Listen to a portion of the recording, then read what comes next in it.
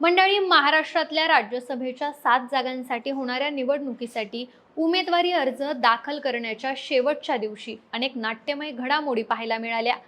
या निवडणुकीसाठी भाजपनं आपले 4 उमेदवार अगोदरच निश्चित केले असले तरी एकनाथ शिंदे यांची शिवसेना आणि महाविकास आघाडीचा राज्यसभा निवडणुकीतला एकमेव उमेदवार कोण असणार यासाठी शेवटच्या क्षणापर्यंत सस्पेन्स ठेवण्यात आला होता.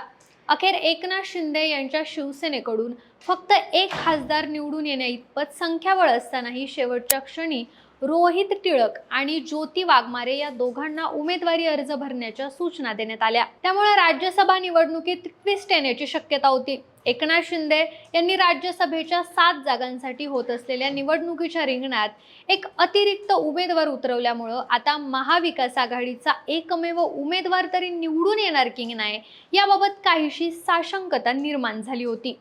एकनाथ शिंदे यांच्या शिवसेनेतून राज्यसभेची उमेदवारी मिळावी यासाठी अनेक नेते इच्छुक होते.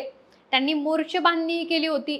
मात्र एकनाथ शिंदे यांनी धक्कातंत्राचा वापर करत शेवटच्या क्षणी डॉक्टर ज्योती वाघमारे यांनाच फक्त राज्यसभा निवडणुकीचा अर्ज भरण्याचा आदेश दिला. त्यामुळं राज्यसभेची ही निवडणूक बिनविरोध झाली.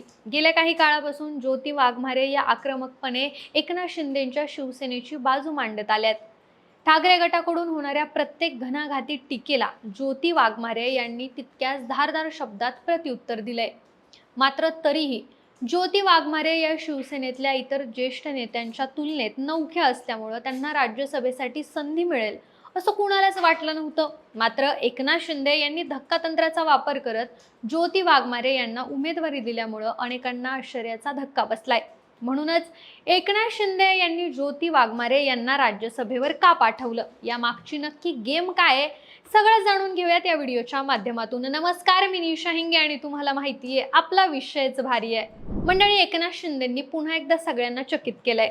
राज्यसभेसाठी राहुल शेवाळेंचं नाव जवळपास पक्क झालेलं असताना शेवटच्या क्षणी शिंदेंनी एक वेगळंच नाव जाहीर केलं, डॉक्टर ज्योती वाघमारे. सोलापूरच्या एक प्राध्यापिका, आंबेडकरी चळवळीतून आलेल्या एक नेत्या ते थेट राज्यसभेच्या खासदार, त्यांचा हा राज्यसभा खासदार बनण्याचा प्रवास खरंच थक्क करणार आहे. म्हणूनच आपण या व्हिडिओच्या सुरुवातीला ज्योती वाघमारे नेमक्या कोण आहेत हे जाणून घेऊयात. तर बघा मंडळी, सोलापुरातल्या आंबेडकरी चळवळीतला एक आक्रमक चेहरा म्हणून ज्योती वाघमारे यांची ओळख आहे. मोची समाजातून येणाऱ्या ज्योती वाघमारे यांची कौटुंबिक पार्श्वभूमी अत्यंत गरिबीची आहे. शैलीदार निवेदिका, फरड्या वक्त्या म्हणून ज्योती वाघमारे या सोलापूरकरांना परिचित आहेत. मातृभाषा तेलुगू, इंग्रजी भाषेत PhD, मराठीवर प्रभुत्व असल्यामुळं ज्योती वाघमारे एक प्रभावी वक्ता ठरतात. गेल्या काही वर्षांमध्ये त्यांनी मानवी हक्क अभियान, विद्रोही सांस्कृतिक चळवळ, आंबेडकरी चळवळीच्या माध्यमातून काम केलंय. ज्योती वाघमारे यांचे वडील नागनाथ वाघमारे दलित पॅन्थरचे कार्यकर्ते होते. ते एका हॉटेलमध्ये वेटर म्हणून काम करायचे, पण चळवळ बघून लोकांनी त्यांना सोलापूर पालिकेत नगरसेवक म्हणून निवडून दिलं होतं.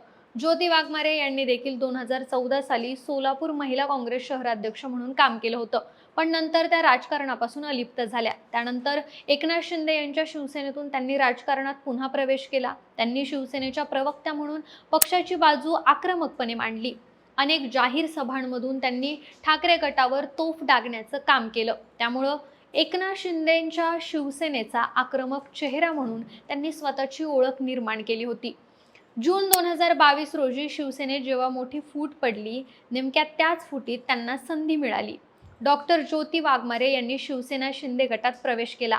त्यावेळी शिंदे गटात महिला नेतृत्वाची मोठी पोकळी होती आणि त्यांनी प्रवेश करून ती पोकळी भरून काढण्याचं काम केलं. त्याचंच बक्षीस म्हणून शिंदे गटाकडून त्यांची नियुक्ती शिवसेनेच्या राज्य प्रवक्ता म्हणून करण्यात आली. त्यासोबतच त्यांच्याकडे संपर्क प्रमुख धाराशिव जिल्हा ही अतिरिक्त जबाबदारी सुद्धा देण्यात आली होती. आता येऊयात मुख्य मुद्द्याकडं, ते म्हणजे एकनाथ शिंदे यांनी केलेल्या धक्कातंत्राकडं. मंडळी, राज्यसभेसाठी शिंदे सेनेत एकच जागा होती आणि जवळपास सगळ्याच माध्यमांनी राहुल शेवाळे हेच राज्यसभेवर जाणार अशी शक्यता वर्तवली होती. त्यांच्यासोबत शिंदे गटाकडून शायना NC यांचं नाव सुद्धा चर्चेत होतं.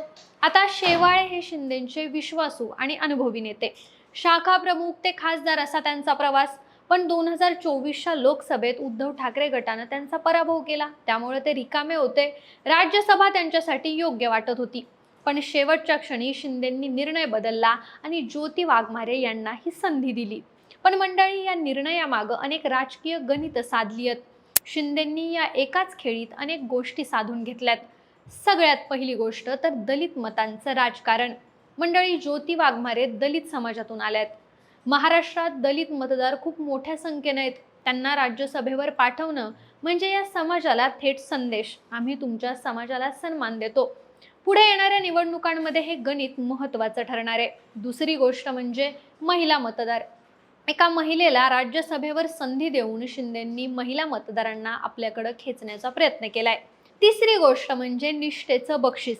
मंडळी, ज्योती वाघमारे यांनी टीव्ही डिबेट्स असतील किंवा मैदानात देखील प्रत्येक वेळी शिंदे गटाची आक्रमक बाजू मांडली आहे. त्यांना राज्यसभेची संधी देऊन शिंदेंनी एक संदेश दिलाय, जे माझ्यासाठी झटतात त्यांना मी विसरत नाही.